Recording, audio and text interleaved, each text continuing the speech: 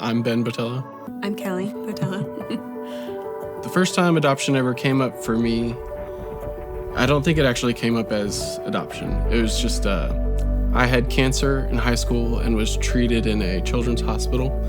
And so I was around a lot of kids going through the same experience as me. And I just felt like they didn't have like the childhood experience. And I think that heart for kids having a childhood grew into adoption and how we would do that ourselves. We didn't really know anyone who had adopted, but it's just always something that was an idea, not necessarily something we need to do right now until it was. There was one Bible study that we were going to. We were newlyweds, ish. We had a 16-month-old, and there was a question on our Bible study homework that said, what is something that God has called you to do that you haven't done yet, and why not? And for me, it was immediate. It was adoption. When she said, I think God's telling me it's time to adopt, I was just, okay, that sounds great. I have no idea what to do, but we can figure it out. When we were starting the adoption process, I had heard some stories about some domestic adoptions, about how the biological mom might change her mind, and so that seemed scary. And just the biological family in general, to me, just seemed unknown and scary. So that kind of pushed me towards international adoption. With international adoption, lots of countries have a lot of different qualifiers. You have to be at least 30. At least one parent has to be 30 years old. And we were not. And South Korea would let us adopt from there. So the first time we go, it's to meet him and to go to court and do all the paperwork. We spent a week in Korea with our son, getting to know him, and it was just like sweet. I guess sometimes people call it like a honeymoon phase. It's like everything's going great. And then we brought him home, and his whole world changed. He went from the country he was born in, the language he was born into, everything that was familiar, to a whole new world. So he, when we brought him home, he grieved.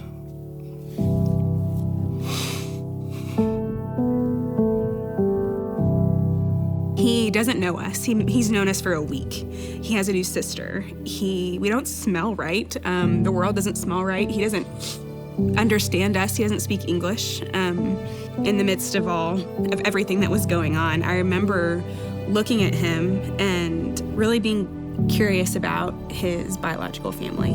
And it was so scary at first, but now him sitting in front of me, looking at me, I wanted to know where he came from. I wanted to know what his mom looked like. I wanted to know if his dad was also good at Legos. I wanted to know the pieces of him that come from a biological family.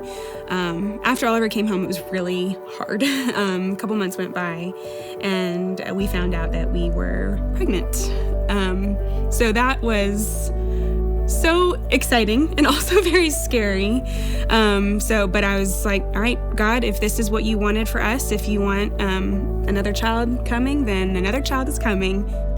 All I remember from that ultrasound was that the technician asked us, how many babies did you order?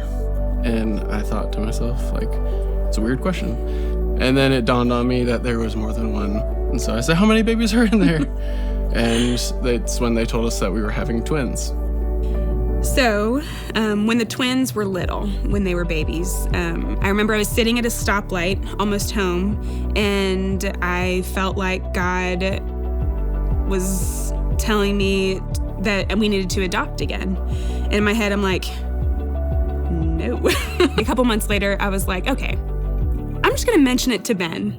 And surely he'll say that's crazy. We can't do that right now. And he was like, okay.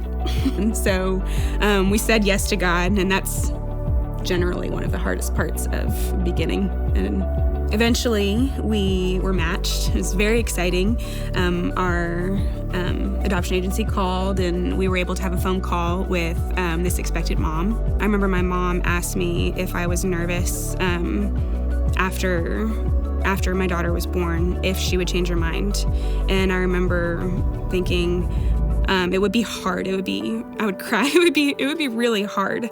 But at the same time, I would be able to celebrate that God kept that family together. And so I think that being able to feel those two totally opposite feelings and emotions is one thing that I had to learn how to do. And I remember walking into the room and seeing our daughter, who's so sweet, and, the little chin and the little hands, and so sweet, got to hold her. I also really loved getting to know her mom.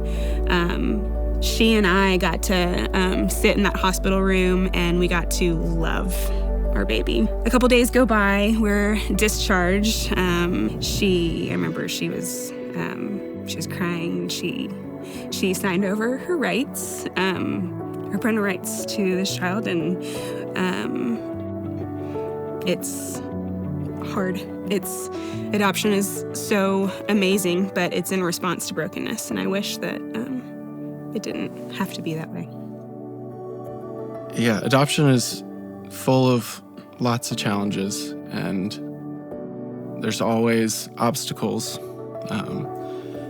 There's always going to be a reason not to do it. In our first adoption, we were too young. Second adoption, we were too crazy. Throughout this whole time, one thing we talked about was choosing our hard. Everything's hard. Life is hard. Adopting is hard. Raising kids is hard. So we just had to pick what we wanted to do. It was all going to be hard, so choose our hard.